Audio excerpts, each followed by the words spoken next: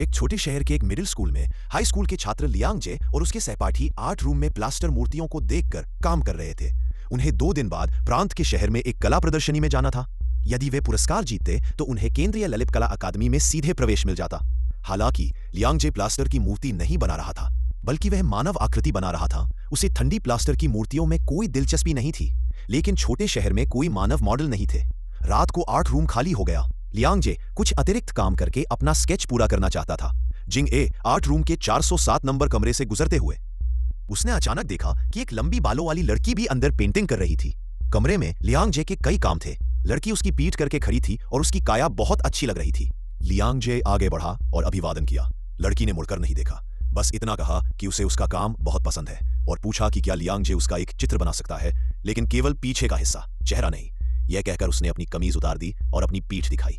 Liang जे स्वाभाविक रूप से बहुत खुश था। यह वही अवसर था जिसका वह सपना देख रहा था।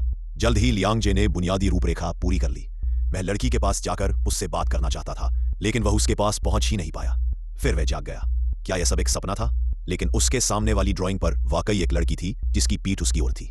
उसी रात लियांग जे फिर से 480 नंबर कमरे में आया। वह लड़की वाकई वही थी, अभी भी उसकी पीठ करके खड़ी थी और लियांग जे पर फिर से जोर दिया, कृपया मेरा चेहरा मत बनाना। दोनों ने कुछ देर बात की और फिर से काम करना शुरू कर दिया। लियांग जे उत्सुक था कि लड़की उसे अपना चेहरा क्यों नहीं बनाने दे रही थी। क्या वह बदसूरत थी?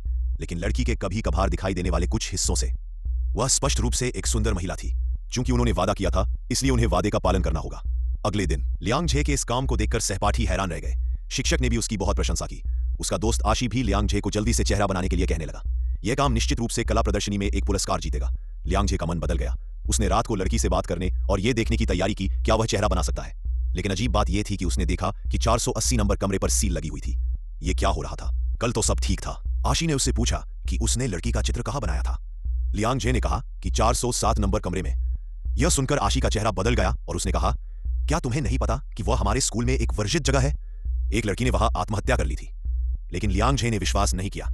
वह अपने जीवन का यह उत्कृष्ट कृति पूरी करना चाहता था। रात हो गई। लियांग जे टॉर्च लेकर 407 नंबर कमरे में आया और औजारों का उपयोग करके दरवाजा खोला। लड़की वाकई वही थी।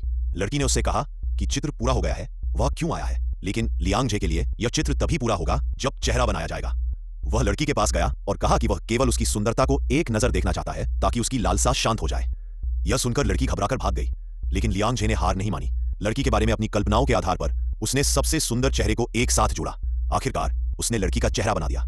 यह वास्तव में आश्चर्यजनक सुंदरता थी। और जैसे ही उसने यह चित्र पूरा किया, बगल से अचानक लड़की के रोने की आवाज आई।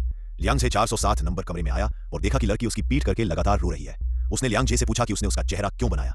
लियांग जे ने कहा कि वह उसकी सुंदरता के लिए तरस रहा था और उसने चित्र लड़की को सौंप दिया। लड़की ने धीरे से कहा, मैं ऐसी ही दिखती हूँ। लियांग जे के मन में एक झटका लगा। अगले ही पल लड़की मुड़ी और लियांग जे की ओर देखा। लियांग जे के सामने एक सड़ता हुआ चेहरा दिखाई दिया।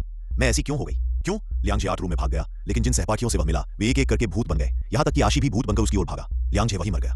प्रदर्शनी में 2 महिला सहपाठियों द्वारा स्कूल की भूतिया कहानियों के बारे में बात करते हुए था। उनके पीछे खड़ा गार्ड ने कहा कि यह संस्करण गलत है। लियांग जे मरा नहीं था।